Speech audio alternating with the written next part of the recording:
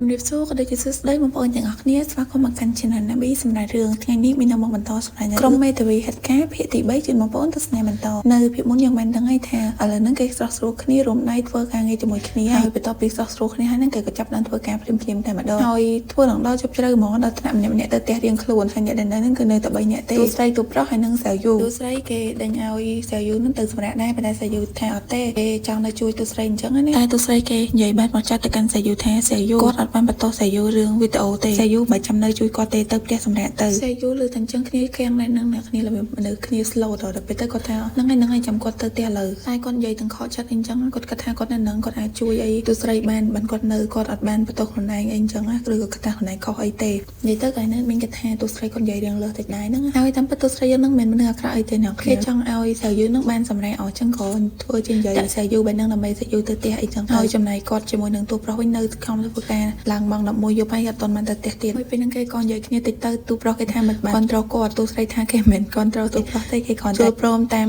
វិជ្ជាជីវៈរបស់គេព្រោះអីគេគិតថាគេយល់ដូចទូប្រុសដែរចឹងហើយបានជាគេនៅសហការជាមួយនឹងទូប្រុសហ្នឹងហើយមុនហ្នឹងអត់មានថាសេយូទៅផ្ទះទៅសេយូគេមិនបានទៅផ្ទះទេទោះបីអន់ចិត្តបន្តិចមែនតែនៅតែព្យាយាមចឹងណានិយាយទៅមនុស្សហ្នឹងគឺមនុស្សល្អហ្មងគេព្យាយាមទិញអីឲ្យទូប្រុសទូស្រីញ៉ាំព្រោះដឹងថាពាក្យហ្នឹងខំធ្វើការខ្លាំងដឹងតែអត់រកអីញ៉ាំហើយគេទិញកាហ្វេទិញអាហារសម្រន់ឲ្យហើយឃើញទង្វើសេយូបែបហ្នឹងនេះជាលើកទី1ដែលទូស្រីគាត់ញញឹមគាត់មានអារម្មណ៍ថាកក់ក្ដៅតែមានមិត្តរូបការងារបែបហ្នឹងណាចំណែកគាត់ជាមួយនឹងទូប្រុសវិញគឺថានៅតែបន្តធ្វើការពីម៉ោង1រហូតដល់ម៉ោង2ម៉ោង3ហ្នឹងគឺមិនទាន់ត្រឡប់ទៅផ្ទះទេសង្ស័យតែគេអត់ចង់ធ្វើឲ្យក្រុមរបស់គេខកចិត្តដោយសារតែគេសន្យាថាអត់ឲ្យក្រុមគាត់ហ្នឹងបរាជ័យទេអញ្ចឹងបានជាគាត់ព្យាយាមអញ្ចឹងទូប្រុសឃើញទូស្រីបែបហ្នឹងគាត់ក៏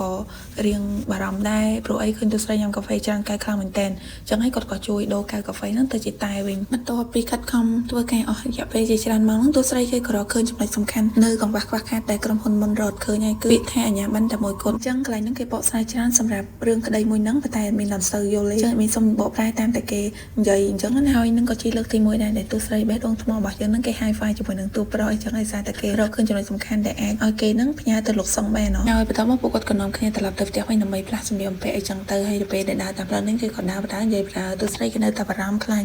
ការងារដែលសុងឲ្យពួកគាត់ធ្វើលើកហ្នឹងមិនមែនគ្រាន់តែបកប្រែអាចមានអីលើសពីហ្នឹងណាតែទូប្រុសគាត់ថាអត់អីទេបើសិនជាមានអីគឺគាត់អាចដោះស្រាយតាមក្រោយទៀតបានទូស្រីឮចឹងគាត់ក៏បានញញឹមណាស់ទូប្រុសទៅហើយទូប្រុសគេក៏លន់មាត់ថាពីគាត់ស្គាល់ទូស្រីមួយរយៈហ្នឹងគាត់អត់ដែរឃើញទូស្រីញញឹមបាញ់ហ្នឹងឯងទូស្រីឮតែអញ្ចឹងគេដើរចេញទៅបាត់តែមិនខឹងណាគឺគាត់ចង់និយាយថាហេតុអីបើគាត់អត់ញញឹមអញ្ចឹងហើយណាមួយក៏ត្រូវដល់ផ្លូវដែលពួកគាត់ប្រម៉ៃគ្នាទៅផ្ទះរៀងខ្លួនហើយទូប្រុសគេផ្ដាំថាឲ្យទូស្រីដើរទៅជីរថភ្លើងជីអីអញ្ចឹងណាទូស្រីគេថាមិនចាំបារម្ភទេគាត់អាចទៅបានតោះមកទូស្រីគេក៏ដើរចេញទៅហើយពេលដើរចេញទៅហ្នឹងទូប្រុសគេក៏បានស្រែកហៅ Ranger ថោទេវីមិនត្រឹមតែដោះស្រាយរឿងក្តីទេប៉ុន្តែក៏អាចដោះស្រាយបញ្ហាឲ្យខ្លួនឯងបានដែរលើអញ្ចឹងទូស្រីគេក៏ឆ្លើយហើយក៏ញញឹមដាក់ទូប្រុសអញ្ចឹងទៅនិយាយទៅគេរៀងល្អមួយគ្នាណាអ្នកគ្នាប៉ុន្តែរឿងនេះគឺនៅច្រើនពាក្យទៀតអានេះតែពាក្យ3ឯងអាចថាពួកគាត់មិនតន់ស្រឡាញ់គ្នាគ្រាន់តែមានអារម្មណ៍ល្អជាមួយគ្នាដោយសារតែការធ្វើការជាមួយគ្នាអញ្ចឹងណារឿងរបស់យើងគេក៏កាត់មកនៅក្រុមហ៊ុនវិញម្ដងពេលនេះមាននារីស្រស់ស្អាតម្នាក់គាត់អូសវ៉ាលីចូលមកក្រុមហ៊ុនហ្នឹងដូចជាកំពុងតែមកពីបរទេសប៉ុន្តែ admin ក៏អត់តន់ស្គាល់គាត់ដែរគ្រាន់តែថាមើលទៅគាត់មកចាត់ខ្លាំងមែនតើគ្រាន់តែលេខាឲ្យកាហ្វេគាត់ញ៉ាំហ្នឹងក៏គេរៀងភ័យដែរទឹកមុខមើលទៅដូចជាគាត់ជាមនុស្សដែលមកចាត់ការខ្លាំងអីអញ្ចឹងណាប៉ុន្តែយើងអត់តន់ដឹងទេថាគាត់ជាណាគេចំណែកទូស្រីយើងវិញគាត់កំពុងតែដើម្បីចូលទៅជួបអ្នកស្រីបាយដែលសារតែអ្នកស្រីបាយហ្នឹងហើយគឺជាអ្នក email ឲ្យគាត់ដើម្បីឲ្យគាត់ចូលធ្វើរឿងក្តីជាមួយគ្នាគឺរឿងក្តីវិទ្យាសាស្ត្រតទៅនឹងពេទ្យអីអញ្ចឹងណាហើយទូស្រីគាត់បានយកឯកសារដែលគាត់រកឃើញហ្នឹងយកមកឲ្យអ្នកស្រីបាយនឹងពិនិត្យអំឡុងពេលពិនិត្យមើលហ្នឹងអ្នកស្រីបាយគាត់ក៏ចាប់ផ្ដើមនិយាយមួយទូស្រីទៅថាទូស្រីឈ្មោះគេទូស្រីថាគាត់ឈ្មោះ Ranger ថោអ្នកស្រីបាយថា Ranger ថោនឹងមែនដែលបង្កបញ្ហាឲ្យក្រុមហ៊ុនគាត់បា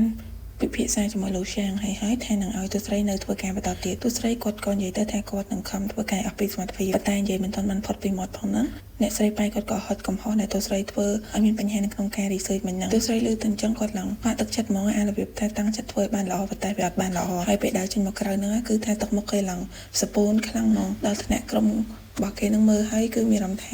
ទូស្រីប្រហែលជាទទួលបានលទ្ធផលអត់ល្អទេទាំងទូប្រុសទាំងសេយូគឺពិតជាបារម្ភមែនតើបារម្ភមែនតើណាមិន fake ទេជាពិសេសគឺសេយូនឹងហ្មងគាត់បន្ទោសខ្លួនឯងថាដោយសារតែគាត់ធ្វើឲ្យបែកធ្លាយវីដេអូបានអ្នកស្រីប៉ៃរករឿងទូស្រីអញ្ចឹងតែសេវមីថាវីដេអូហ្នឹងវាគ្រាន់តែផុសនៅក្នុងបណ្ដាញសង្គមឯងប៉ុន្តែអាចនឹងមានអ្នកខាងក្នុងដែលធ្វើឲ្យវីដេអូហ្នឹងបែកធ្លាយផ្ទុះកាន់តែខ្លាំងអញ្ចឹងឬតែអញ្ចឹងអាចចែកមកស្រោតមករៀងភ័យអត់មានអត់ដឹងថាគាត់ជាអ្នកធ្វើឲ្យបែកធ្លាយរឿងហ្នឹងឬក៏យ៉ាងណាទេតែទូស្រីគាត់ក៏វិក្បាលថាអីទេសាច់រឿងរបស់យើងគេក៏កាត់មកខាងលោកខ្ជាងវិញពេលនេះលោកខ្យងហ ហើយនឹងលើខាងរបស់គាត់នឹងកំពុងអង្គុយនៅក្នុងបន្ទប់ប្រជុំហើយពេលហ្នឹងអ្នកស្រីប៉ៃគាត់ក៏បានដើរចូលមកលោកជាងគាត់ក៏និយាយទៅថាឥឡូវហ្នឹងទូស្រីគាត់បានខលមកសុំឲ្យអ្នកស្រីប៉ៃហ្នឹងពិនិត្យមើលឯកសារនឹងម្ដងទៀតសម្រាប់លោកសុងគឺគាត់ចង់ផ្ដល់ឱកាសឲ្យទូស្រីដែលទូស្រីជាមនុស្សមានទេពកោសល្យហើយគាត់ចូលចិត្តអីចឹងមនុស្សបកកែបែបហ្នឹងលើខាងរបស់លោកជាងវិញគឺគាត់បដិសេធទាំងស្រុងហ្មងគាត់ថាទូស្រីនឹងធ្វើឲ្យប៉ះពាល់ដល់កេរ្តិ៍ឈ្មោះក្រុមហ៊ុនខ្លាំងមែនទែនមូលហេតុហ្នឹងគឺដោយសារតែទូស្រីគាត់ទៅតបបានជាមួយនឹងម្ចាស់ផ្ទះសំណាក់កាលមុនហ្នឹងហើយម្ចាស់ផ្ទះសំណាក់ហ្នឹងគឺគេបានរើសក្រុមហ៊ុនមេធាវីដែលទូស្រីកំពុងតែធ្វើការហ្នឹងដោះស្រាយដល់ពេលទូស្រីទៅប្រកែកចឹងដូចជាប្រឆាំងជាមួយក្រុមហ៊ុនហ្នឹងចឹងហើយបានជាវាមានបញ្ហាធំចឹងដំណោះស្រាយបន្ទាប់នេះយើងអត់ដឹងថាពួកគាត់នឹងអនុញ្ញាតឲ្យទូស្រីនៅនឹងបន្តទៀតឬក៏យ៉ាងណាទេសម្រាប់រឿងនៃគាត់សួរហ្នឹងគឺថាពាក់ព័ន្ធជាមួយនឹងទូស្រីហើយគាត់ទៅលើអ្នកស្រីលេខានឹងគាត់ឆ្លើយព្រាមថាទូស្រីគឺគាត់ត្រូវបានបណ្ដឹងចេញទេគាត់អាចនៅធ្វើការបន្តទៀតបានសើយូគឺថារត់ទៅអោបទូស្រីយំយកហ្មងទៅដូចខ្លួនឯងនឹងអ្នកត្រូវគេដេញចេញចឹងទូស្រីឲ្យគ្នាមនុស្សច្បាស់លាស់មកចត់អីចឹងគេអត់សូវហ៊ានអោបទេតែដល់ពេលដេញសើយូនឹងអត់ចេញមានតែអោបហើយក៏ញ៉ាំដាក់ទូប្រុសតិចទៀតលើកនេះទូស្រីគាត់ក៏ត្រូវទៅជួបអ្នកស្រីប៉ៃម្ដងទៀតហើយពេលដែលចូលទៅដល់ហ្នឹងគឺថាសិតតែមានកាហ្វេមានអីស្វាគមន៍ទូស្រីទូស្រីគេញ៉ាំហើយក៏និយាយទៅថាសីតុណ្ហភាពល្អឆ្ងាញ់អីចឹងទៅអត់ឆ្ងាញ់មិនកើតអ្នកស្រីប៉ៃអ្នកឆុងចាអ្នកស្រីប៉ៃគាត់ក៏បានឲ្យទូស្រីហ្នឹងទៅកក់បន្ទប់ប្រជុំរយៈពេល15នាទីទូស្រីគាត់ក៏បានដើរចេញទៅកក់ទៅហើយពេលដែលដើរទៅហ្នឹងក៏ជ្រុះជាមួយនឹងលោកសុងដែរហើយការដែលលោកសុងចូលមករកអ្នកស្រីប៉ៃគឺដើម្បីអ្នកស្រីប៉ៃទៅញ៉ាំអាហារថ្ងៃត្រង់តែអ្នកស្រីប៉ៃថាគាត់មានការប្រជុំអត់បានទៅទេតែលោកគាត់ថាអត់ទេត្រូវតែញ៉ាំអាហារថ្ងៃត្រង់អត់អាចអត់ដាច់ខាតទេអ្នកស្រីប៉ៃគាត់ថាគាត់មានអាហារសម្រាប់របស់គាត់ហើយនិយាយទៅលោកសុងហ្នឹងគឺថាព្យាយាមឲ្យគេញ៉ាំនៅមជ្ឈមវិញខ្ញុំគឺចង់ណាត់គេទៅហ្មងគាត់ថាអញ្ចឹងមើលពេលថ្ងៃអត់តនេទេពេលល្ងាចតនេអ្នកស្រីប៉ៃថាពេលល្ងាចហ្នឹងគឺគាត់មានណាត់ហើយចាស់ថ្ងៃបន្ទាប់ទៀតហ្នឹងអត់តន់ដឹងថាអ្នកស្រីប៉ៃគាត់អាចនឹងមានពេលឲ្យលោកសុងឬក៏អត់ទេព្រោះឥឡូវហ្នឹងគឺគាត់ដើរចេញទៅប្រជុំបាត់ទៅហើយចំណែកជាយូរបស់យើងវិញហ្នឹងគឺថាអង្គុយមានក្តីសុខជាមួយនឹងភាពជោគជ័យរបស់ទូស្រីដែលបានចូលរួមការងារជាមួយនឹងអ្នកស្រីប៉ៃអញ្ចឹងទៅសម្រាប់ទូស្រីវិញអ្នកដែលមានក្តីសុខដែលឃើញគាត់ជោគជ័យគឺគ្មានគេក្រៅពីជាយូទេបើក្រៅពីហ្នឹងទៅគេអត់សូវពេញចិត្តប្រហែលទេតែគេចង់មានឱកាសមួយហ្នឹងដែរ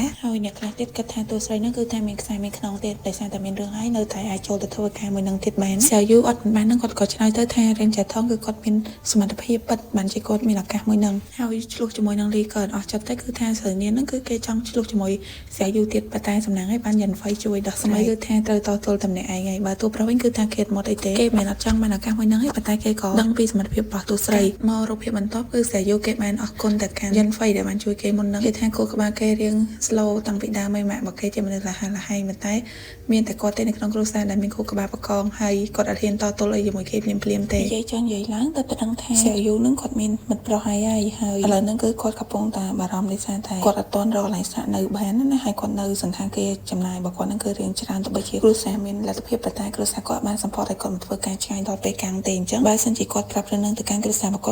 ាត់ច្បាស់ជាយល់ដែរហ្នឹងអូគាត់ទៅផ្ទះវិញហើយបន្ទាប់ពីនិយាយរឿងខ្លួនឯងប្រាប់យិនវៃហើយហ្នឹងក៏ឆ្លៀតសួរយិនវៃទៀតថាចាស់ឪពុកម្ដាយរបស់យិនវៃថាអូពួកគាត់គ្រាន់តែជាអ្នកចំនួនធម្មតានិយាយទៅគឺ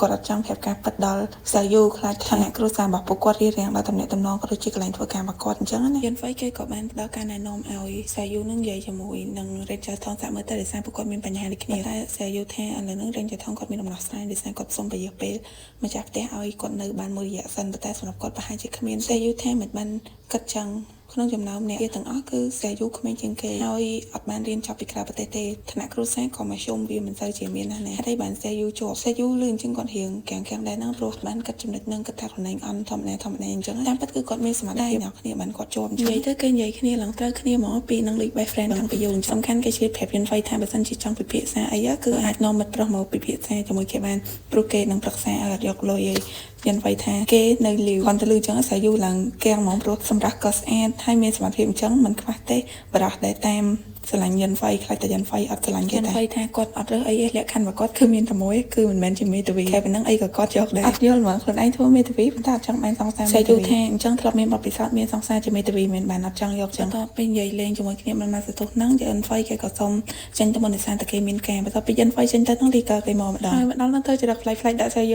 ូគេឡើងឆ្ងល់ហ្មងថាគេកណ្ដឹងកាត់អីមែនព្រោះអីចេះតែមើលគេឲ្យខ្ញុំមកចង់ភ័យទៅណាប៉ុណ្ណឹងគេចង់និយាយថាសាយូហ្នឹងគឺល្ងងអត់ដឹងអីទាំងអស់ដោយសារតែអត់ដឹងថាយិនវៃហ្នឹងក៏គាត់រឿងថាគាត់ជាគ្រូសាស្ត្រអ្នកមានដល់ចឹងហើយគេក៏បានប្រាប់ទៅថាយិនវៃហ្នឹងគឺជាកូនរបស់ម្ចាស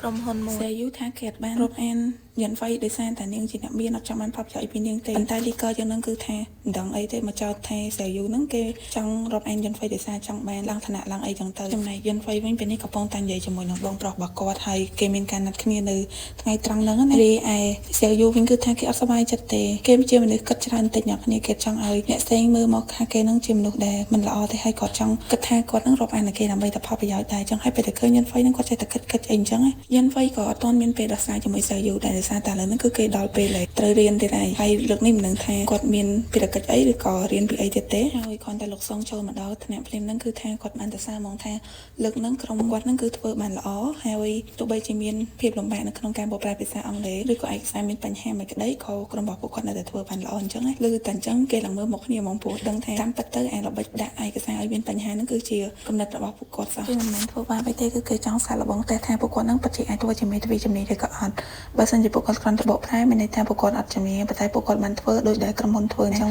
ពួកគាត់គឺមានសមត្ថភាពពិតមែនតែសារតែរឿងក្តីហ្នឹងគឺជារឿងក្តីដែលក្រុមហ៊ុនបានដោះស្រាយរួចហើយគាត់អត់បានឲ្យឯកសារដើមទៅខាងក្រុមធើរបស់យើងទេអញ្ចឹងពួកគាត់បែររកព័ត៌មានបានដោយខ្លួនឯងអញ្ចឹងមានថាពួកគាត់បកកែហើយប៉ុន្តែទោះជាល្អក៏មិនប្រកាសថាបានបន្ទុកដែរដោយសារតែពេលហ្នឹងគាត់បាននិយាយថាតើអំឡុងពេលដែលកំពុងតែស្រាវជ្រាវឬក៏បកប្រែយកមិញហ្នឹងមានគេនឹកឃើញចង់សួរឬក៏សុំឯកសារពីគាត់ឬក៏លោកជំនួយការឬក៏អត់ពួកគាត់ក៏បាននិយាយថាពួកគាត់គ្រាន់តែគិតប៉ុន្តែពួកគាត់បានសុំតែដោយសារតែគិតថាយកហើយអញ្ចឹងគាត់ចង់រំខានជាក់ស្ដែងលោកសុំគាត់ក៏បាននិយាយទៅថាការរកព័ត៌មានឬក៏រកឯកសារគឺយើងត្រូវការរាយការណ៍ឬក៏សុំលិខិតអីជាអំណះអំណាងអញ្ចឹងទៅបើសិនជាពួកគាត់គ្រាន់តែសន្និដ្ឋានបែបហ្នឹងគឺវាខុសច្បាប់អីហើយណាមួយពួកគាត់គឺជាមេធាវីពួកគាត់ធ្វើការដោយមានការសុំសិទ្ធិបែបហ្នឹងគឺជាការយកព័ត៌មានដោយអត់ទទួលយកជាការបានហើយគាត់ខំរងចាំពេញមួយយប់គ្មានអ្នកតងទៅគាត់ដូច្នេះហើយសម្រាប់លើកនេះគឺពួកគាត់បានបន្ទុកសូនទាំងអស់គ្នាសូសែតហ្មងដោយសារតែខំធ្វើបានល្អហើយប៉ុន្តែបានបន្ទុកទៀតនិយាយទៅក្នុងករណីនេះគឺគេចង់បង្រៀនយើងថាធ្វើអីក៏ដោយគឺយើងអាចរំលងច្បាប់បានហើយក៏កុំឲ្យយើងរៀនគិតតែឯងយើងមានអីក៏យើងដោះស្រាយការងារជាក្រុមមិនមែនធ្វើតែជាមួយក្រុមទេណាគឺយើងអាចផ្ដល់សុំព័ត៌មានពីកន្លែងផ្សេងៗពីថ្នាក់ដឹកនាំឬក៏ពីស្ថាប័នណាក៏បានដែរអានេះហើយគឺជាការទទួលបានព័ត៌មានប្រជាក់ស្ដែងហើយថ្ងៃនេះប្រហែលជាអត់មានករណីឯពួកគាត់ដោះស្រាយទៅទេដោយសារលោកស្រុងនិយាយហើយនេះគឺគាត់បានចាក់ចេញទៅតែម្ដងចំណែកតួស្រីគេបានមកពិភាក្សាជាមួយលោកសុងរឿងការងារប៉ុន្តែលោកសុងថាកុំឲ្យតួស្រីហ្នឹងកាត់ច្រើនពេកចេញពីធ្វើការហើយទៅផ្ទះសម្រាប់ទៅកុំភ្លេចថាខ្លួនឯងក្នុងវ័យជាយុវវ័យផងដែរមិនមែនវ័យធ្វើការទាំងស្រុងទេអញ្ចឹងកុំឲ្យភ្លេចគិតពីខ្លួនឯងកំពុងតែនិយាយណាទូប្រុសគេក៏បានចូលមកអញ្ចឹងទូស្រីគេក៏បានលាលោកសុងចេញទ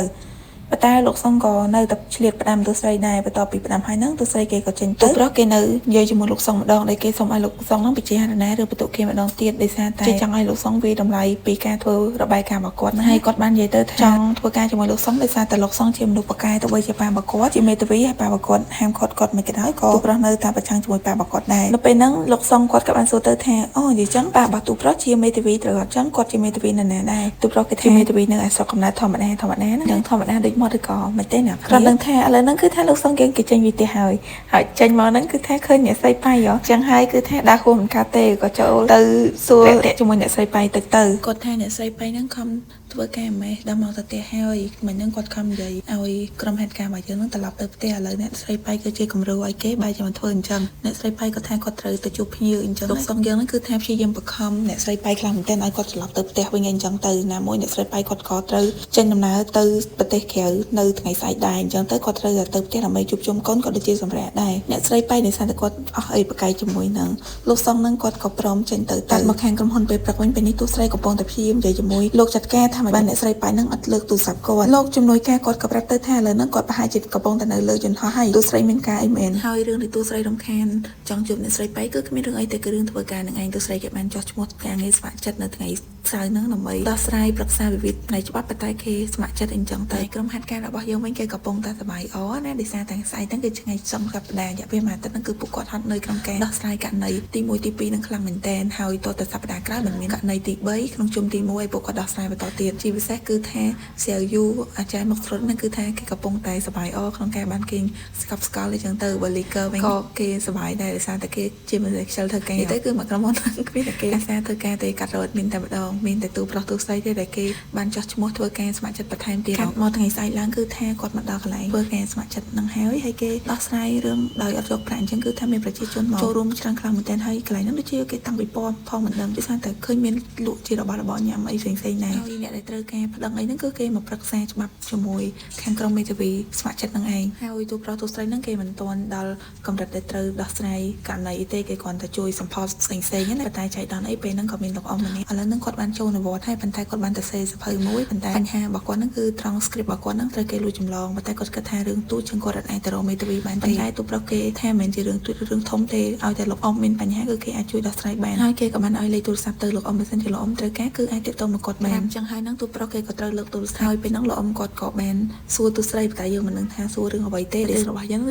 ឺកាត់មកខាងយិនហ្វៃម្ដងពេលនេះគេបានសប្បាយដោយសារតែគេត្រូវមកជួបបងប្រុសរបស់គេប៉ុន្តែមានដឹងណែបងប្រុសរបស់គេហ្នឹងគឺថាបានណាត់ជួបរបស់ម្នាក់ទៀតឲ្យគេស្គាល់សង្ស័យទៅចង់ចាប់គូឲ្យប្អូននេះមកទៅហើយប្រុសស្អាតម្នាក់ហ្នឹងគេគឺជាម្ចាស់ក្រុមហ៊ុនដែរបងប្រុសរបស់យិនហ្វៃហ្នឹងគេស្គាល់ហើយឥឡូវហ្នឹងគេចង់ឲ្យយិនហ្វៃហ្នឹងជួយដោះស្រាយបញ្ហាផ្នែកច្បាប់អីចឹងណាគេត្រូវការមេធាវីយិនហ្វៃថាអូត្រូវការមេធាវីមែនអញ្ចឹងមានបញ្ហាអីគេចង់ទាលុយកូនបំណុលឬក៏បញ្ហាលែងលះទោះបីជាគាត់អាចធ្វើជាមេធាវីតំណាងឲ្យប៉ុន្តែគាត់ស្គាល់មេធាវីច្រើនអញ្ចឹងអាចប្រាប់គាត់បានដោយសារតែឃើញបងស្រីនិយាយចេះគិតច្រើនពេកហ្នឹងបងប្រុសរបស់គេហ្នឹងក៏ចាប់អូចេញមកក្រៅទៅព្រោះដឹងថាលើកនេះបងគាត់ហ្នឹងគឺថាអត់ពេញចិត្តជាមួយនឹងបរិសុទ្ធអ្នកហ្នឹងទៀតហើយយិនហ្វៃគេក៏ប្រាប់ទៅថាគេប្រាប់ឲ្យតែថាគេអត់ណាត់ជួបនៅគេដែលគេអត់ស្រឡាញ់ទេគេណាត់ជួបនៅពេលដែលគេចង់តែប៉ុណ្ណោះហើយមូលហេតុដែលយិនហ្វៃអត់ចង់បានសង្សារដោយសារតែគាត់ធ្លាប់មានសង្សារជនជាតិអង់គ្លេសប៉ុន្តែយើងដឹងតែគាត់បែកគ្នាដោយសារអីទេពេលដែលបងប្រុសគាត់រំលឹកអញ្ចឹងគាត់ក៏ប្រាប់ទៅថាគាត់មានកិច្ចការដែលត្រូវធ្វើអញ្ចឹងហើយគាត់ក៏សុំលាទៅមុនមកខាងទូប្រុសវិញអ្នកដែលខលមកគាត់ហ្នឹងគឺជាម៉ាក់របស់គាត់ខលមករករឿងទូប្រុសដែលទូប្រុសនៅសហរដ្ឋអាមេរិកធ្វើការជាមួយប៉ារបស់គាត់បែរជាមកប្រទេសចិនដើម្បីសាក់លបងការងារទៅវិញទូប្រុសគេថាគេសុំពេល3ខែបើសិនជាចប់ការសាក់លបងហ្នឹងគេនឹងត្រឡប់ទៅវិញតាមដំណាក់របស់គេ5តាមពិតទៅទូប្រុសគាត់ចង់ត្រឡប់ទៅអាមេរិកទេអ្នកគ្នាគាត់គិតថាសមត្ថភាពរបស់គាត់គឺមាននៅតែប្រទេសចិនហ្នឹងក៏គាត់អាចមានការងារល្អដែរប៉ុន្តែម៉ាក់របស់គាត់ហ្នឹងចង់ឲ្យគាត់ស្នងមរតកពីប៉ារបស់គាត់អញ្ចឹងទៅបើសម្រាប់ចិត្តរបស់ទូប្រុសវិញគឺគាត់អត់ចង់សោះតែម្ដងហើយឌីសានតែប្រកែកជាមួយនឹងម៉ាក់របស់គាត់អត់បានហ្នឹងគាត់ក៏ព្រមតែប៉ុន្តែគាត់សុំពេលប្រកួតកម្មវិធី Tips កោសលមេធាវីនេះឲ្យចប់បន្ទាប់ពីដាក់ទូរស័ព្ទចុះហើយហ្នឹងគាត់បានមកក្រៅក៏ឃើញទូស្រីហើយនឹងលោកអ៊ំហ្នឹងគឺកំពុងតែដើរនិយាយគ្នាពីរឿងដែលលោកអ៊ំកំពុងតែមានបញ្ហាហ្នឹងដល់ពេលអញ្ចឹងទូប្រុសគេក៏លួចញញឹមម្នាក់ឯងចំណែកយិនហ្វៃវិញពេលទៅត្រឡប់ឡានមកវិញហ្នឹងគាត់ក៏បានឃើញលោកជំនួយការទៀតហើយនៅខាងក្នុងមិញគឺឃើញលោកជំនួយការត្រូវគ្រួសារចាប់ចម្រិតសួររឿងរៀបការរឿងប្រាក់ខែរឿងអីអញ្ចឹងទៅឥឡូវហ្នឹងគឺថាត្រូវជួលដំណើរទៀតដល់ពេលអញ្ចឹងគេអត់ចង់ឲ្យលោកជំនួយការហ្នឹងខ្មាស់គេទេតែដឹងថាត្រូវធ្វើមិនទេតែពេលហ្នឹងរៀងស្ទះដែរហើយវ៉ាក៏អត់កើតដល់ពេលអញ្ចឹងមានតែជប់ឲ្យឡានខាងមុខហ្នឹងទៅសិនហើយតាក់ជាមួយនឹងលោកជំនួយការបន្តិចទៅលោកជំនួយការពេលឃើញអញ្ចឹងគាត់ក៏អស់សំណើចខ្លួនឯងដែរមិនគួរណាក្រុមហ៊ុនហ្នឹងគឺឃើញទេមានអារម្មណ៍ថាគាត់ឃើញចំណុចខ្សោយរបស់គាត់អញ្ចឹងណាណៃលោកអ៊ំហើយនឹងទូស្រីវិញនិយាយគ្នាចុះឡើងហ្នឹងគឺថាមកដល់បន្ទប់របស់លោកអ៊ំហើយគាត់ក៏បានអរគុណទូស្រីដែរដែលបានជួយកាន់អីវ៉ាន់របស់គាត់ហើយសម្រាប់រឿងដែលគាត់កំពុងតែមានបញ្ហាហ្នឹងគឺដោយសារតែគាត់ហើយនឹងចៅប្រុសរបស់គាត់ហ្នឹងគឺចង់យករឿងដែលគាត់និពន្ធហ្នឹងទៅបោះពុម្ពឬក៏យកទៅថតរឿងអញ្ចឹងណាប៉ុន្តែគាត់អត់ទាន់បានថតផងហ្នឹងក៏មានអ្នកលួចទៅពេលអញ្ចឹងគាត់ពិតជាពិបាកខ្លាំងមែនទែនសម្រាប់គាត់ការប្តឹងផ្ដាល់គឺគាត់ចូលចិត្តទេដោយសារតែគាត់គិតថាគាត់ចង់ឲ្យរឿងធំដុំណាមួយហ្នឹងគាត់ក៏មានអាយុច្រើនដែរអញ្ចឹងទោះស្រីគាត់ពិបាកក្នុងការបញ្ចុះបញ្ចូលខ្លាំងមែនទែនដូច្នេះហើយគាត់ក៏សូមលោកអ៊ំអេតវិឆាដើម្បីងាយស្រួលតាក់ទងនិយាយគ្នានៅលើក្រៅ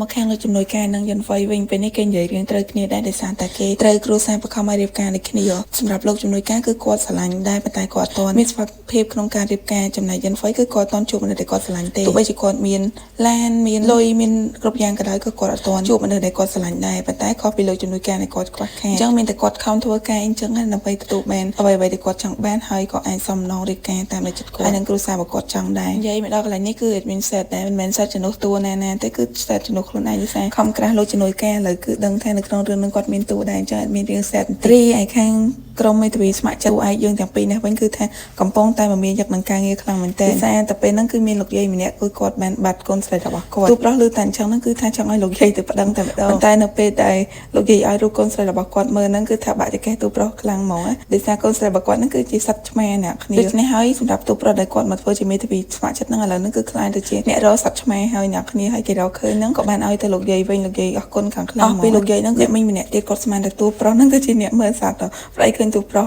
មើលឆ្មាមើលអីមិញដូច្នេះហើយគឺគាត់ចង់ឲ្យទូប្រុសហ្នឹងមើលកូនឲ្យគាត់ដែរគឺកូនឆ្កែហើយទូប្រុសគេប្រកែកថាអត់ទ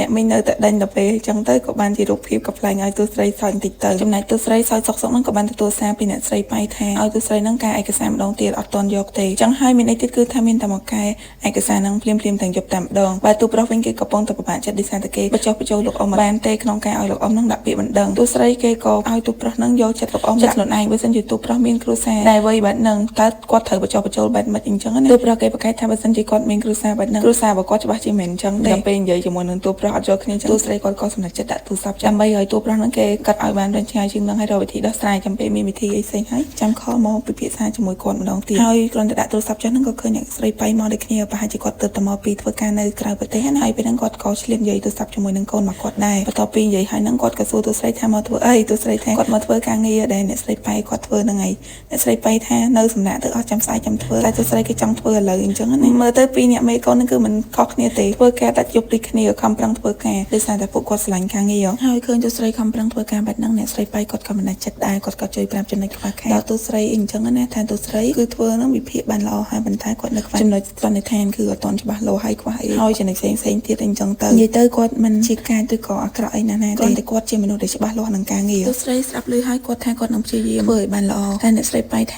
ាទូស្រីដឹងអត់តាមពិតទៅទូស្រីជាមនុស្សដែលមានសមត្ថភាពមានចំណេះដឹងគ្រប់គ្រាន់ហើយតែអ្វីដែលទូស្រីខ្វះក្នុងនាមជាមេធាវីហ្នឹងគឺថាភាពសាមគ្គីជាក្រុមឬក៏សហការជាក្រុមទូស្រីចូលចិត្តធ្វើអីម្នាក់ឯងអញ្ចឹងធ្វើឲ្យការងាររបស់ទូស្រីដែលគិតថាអាចនឹងស្រួលហ្នឹងគឺវាទៅជាពិបាកដូចគ្នាដែរហើយអ្នកធ្វើការដែលខ្លាំងគឺមិនមែនធ្វើការថែមម៉ោងដាច់យប់ដាច់អីបានហ្នឹងព្រោះអ្នកមើលមកគេអាចគិតថាមេហ្នឹងគឺបង្ខំឲ្យទូស្រីហ្នឹងធ្វើការខ្លាំងអីអញ្ចឹងជាចុងក្រោយគាត់ឲ្យទូស្រីហ្នឹងគឺថាកុំរៀនធ្វើការតែម្នាក់ឯងរៀនធ្វើការជាក្រុមហើយកុំប្រឹងធ្វើការខ្លាំងពេកឲ្យទៅផ្ទះសម្រាប់ខ្លះទៅហើយចាប់ពីថ្ងៃស្អែកទៅឲ្យទូស្រីនឹងឆ្លៀតមើលដៃគូណាដែលអាចធ្វើការជាមួយគាត់បានដើម្បីសហការគ្នាធ្វើការជាក្រុមនិយាយទៅកន្លែងនេះគឺគេចង់ឲ្យរស់មកយើងនឹងថាតាមពិតទៅអ្នកដែលខំធ្វើការគឺមានពីរប្រភេទទី1គឺចង់បានមុខមាត់ចង់បានប្រាក់ខែអីអញ្ចឹងទៅតែសម្រាប់ទូស្រីគឺគាត់គ្រាន់តែចង់ធ្វើការឲ្យល្អទេហើយទូស្រីបន្ទាប់ពីអ្នកស្រីប៉ៃប្រាប់ពេលហ្នឹងហើយគាត់ក៏បានផ្ញើសារទៅទូប្រុសតែម្ដងថាគាត់ចង់សហការជាមួយនឹងទូប្រុសរឿងក្តីរបស់អ្នកស្រីប៉ៃដូច្នេះហើយរូបភាពរបស់យើងគឺគេកាត់មកព្រឹកស្អែកពេលដែលទូប្រុសទូស្រីចូលធ្វើការហ្នឹងគឺថាគេចាប់ផ្ដើមសហការជាមួយគ្នាហើយប្រុសគេចង់សួរទូស្រីដែរតែហេតុអីតែទូស្រីគេគ្រាន់តែឆ្លើយថាជាការសហការគ្នាគាត់អត់និយាយច្រើនទេហើយដំបូងមានរបស់អ្នកស្រីប៉ៃលើកនេះមិនដឹងថាខុសឬក៏ត្រូវទេកាលមុនហ្នឹងគឺថាខំទៅការតែឯងទេឥឡូវគឺថានាំទូប្រុសមកខំទៀតដល់ថ្នាក់ញ៉ាំអីហើយក៏នៅតែយកកុំព្យូទ័រទៅធ្វើការជាមួយដែរនិយាយទៅពាក្យនេះគឺថាកំពុងមនុស្សតែម្ដងក្រោយពីការខំធ្វើការអស់ជាយូរហ្នឹងគាត់ក៏ចង់យកការងារហ្នឹងទៅឲ្យអ្នកស្រីប៉ៃពិនិត្យតែពេលដែលចូលទៅក៏បានជួបជាមួយនឹងមេធាវីផ្សេងទៀតហើយគេក៏សួរនាំពួកគាត់ទៅថាពួកគាត់ជាក្រុមដែលមកប្រឡងទេពកោសល្យមេធាវីហ្នឹងមែនអញ្ចឹងទូប្រុសទូស្រីក៏ណែនាំខ្លួនហើយក៏សុំលាចេញទៅវិញទៅហ្នឹងមិនមែនទៅណាទេគឺថាទៅធ្វើការទៀតហើយពាក្យហ្នឹងធ្វើឡើងដល់យប់ហ្មងហើយពេលដែលធ្វើការសុកហ្នឹងទូប្រុសគេក៏បបួលទូស្រីហ្នឹងទិញអីញ៉ាំខ្លាចទូស្រីញ៉ាំហ្នឹងគេយកពីលោកសឹងមកនិយាយណាមកគំរាមទូស្រីតែទូស្រីថាឲ្យទូប្រុសហ្នឹងទិញសម្រាប់តែខ្លួនឯងទៅព្រោះគាត់ហ្នឹងមានមេកញ្ចប់ហើយទូស្រីឆ្លៀតនិយាយទៀតគេថាគេធ្វើអញ្ចឹងដើម្បីសំលុយព្រោះអីគេត្រូវការចំណាយច្រើនលើអញ្ចឹងទូប្រុសគេឡើងនិយាយមកថាបើសិនជាកម្មវិធីប្រកួតប្រជែងទេពកោសល្យនេះអត់មានទូស្រីទេច្បាស់ជាអត់ល្អមើលទេតែទូស្រីខំប្រឹងអញ្ចឹងហើយបានជាធ្វើឲ្យអ្នកផ្សេងទៀតខំប្រឹងដែរដោយសារតែគេខ្លាចចាញ់ហើយនិយាយចុះនិយាយឡើងនឹងការធ្វើការប្រកេក៏បានបញ្ចប់ដែរជោគជ័យពីបញ្ចប់ហើយគេក៏អង្គុយនិយាយគ្នាលេងហើយទូប្រុសគេក៏បានហៅហ្នឹងហើយទូស្រីញ៉ាំទូស្រីគេថាកូនក្មេងទេដែលនៅញ៉ាំដោះគោទៀតហើយនិយាយតាមមាត់ទេណាដៃហ្នឹងគឺថាយកឡើងលើទូស្រីយើងមិនថាអត់ខ្ជិលណាស់អ្នកគ្នាពេលខ្លះគេមានចំណុចខ្ជិលរបស់គេដែរទោះបីជាគេច្បាស់លាស់រឿងការងារក៏ដោយហើយអាពេលគេឲ្យដោះគោហ្នឹងទូស្រីយើងមិនដឹងស្ងៀមទេគេបាននិយាយថាទូប្រុសធំឡើងបែបមិនគាត់ពិតជាចង់ដឹងមែនទេតែទូប្រុសគេអត់និយាយទេហើយឃើញទូប្រុសបែបហ្នឹងទូស្រីគេក៏ថាឲ្យទូប្រុសហ្នឹងជួយពិនិត្យអ៊ីមែលផងព្រោះគាត់បានបញ្ជូនទៅបរិយាគាត់បាន submit ទៅអញ្ចឹងហើយត្រួតពិនិត្យម្ដងទៀតអញ្ចឹងទៅទូស្រីនៅពេលហ្នឹងគេមើលមុខទូប្រុសចោះឡើងហ្នឹងប្រហែលជាមានអារម្មណ៍ថាខ្លួនឯងហ្នឹងខុសហើយអញ្ចឹងគេក៏បានសុំទោសទូប្រុសអីចឹងទៅតែការពីពេលនិយាយទូរស័ព្ទហ្នឹងគេបានថាឲ្យទូប្រុសខ្លាំងទូប្រុសគាត់ថាអត់អីទេឲ្យទូស្រីហ្នឹងបញ្ញាប់ទៅផ្ទះទៅគាត់អត់ប្រកាន់ទេទូស្រីនៅពេលដែលគាត់ត្រឡប់មកដល់ផ្ទះហ្នឹងឃើញផ្ទះខ្លួនឯងរៀងរញ៉ាយមិនដំបងថារៀងភ័យដែរតែប៉ុន្តែដល់ពេលមើលឲ្យអស់ទៅគឺថាឃើញស្រាយូនៅក្នុងហ្នឹងស្រាយូគេក៏បកស្រាយទៅថាគេបានសុំម្ចាស់ផ្ទះហ្នឹងនៅនឹងមួយរយៈសិនតែបន្ទប់របស់គេហ្នឹងគឺអាចនៅតទៀតបានទេហើយម្ចាស់ផ្ទះគេក៏ឲ្យស្រាយូហ្នឹងនៅនឹងប្រហែលជារយៈពេល3ខែទូស្រីគេក៏មិនថាអីដែរគ្រាន់ថានៅហ្នឹងគឺគេសុំឲ្យមានច្បាប់3ទី1ហ្នឹងគឺថាអត់ឲ្យធ្វើម្ហូបលើម៉ោង11យប់ទេហើយច្បាប់ទី2ហ្នឹងគឺឲ្យស្រាយូដាក់ឲ្យវ៉ាន់បរិយាយនៅក្នុងទីកន្លែងរួមទេឧ ឧទាហរណ៍ដូចជាបន្ទប់គេងអីអញ្ចឹងណាហើយទី3ហ្នឹងគឺត្រូវមានធុងសំរាម2នៅក្នុងបន្ទប់គេងមួយនៅក្នុងបន្ទប់មួយទៀតនិយាយទៅគេជាមនុស្សស្អាតដូចស្រីយូទេធ្វើមហូបបដាហ្នឹងគឺថាព្រាយបដាហ្មងទូស្រីឃើញហើយគឺមិនដឹងមិនទេទាំងនៅកើតទាំងអត់តែស្រីយូគាត់ថាគាត់អត់ដឹងថាខ្លួនឯងហ្នឹងនៅនឹងបាន3ខែឬក៏អត់ទេទូស្រីគាត់ថាមិនចឹងស្រីយូថាដោយសារតែគ្រប់គ្នានៅកន្លែងហាត់ការហ្នឹងគឺថាសត្វបកាយទាំងអស់អត់តែគាត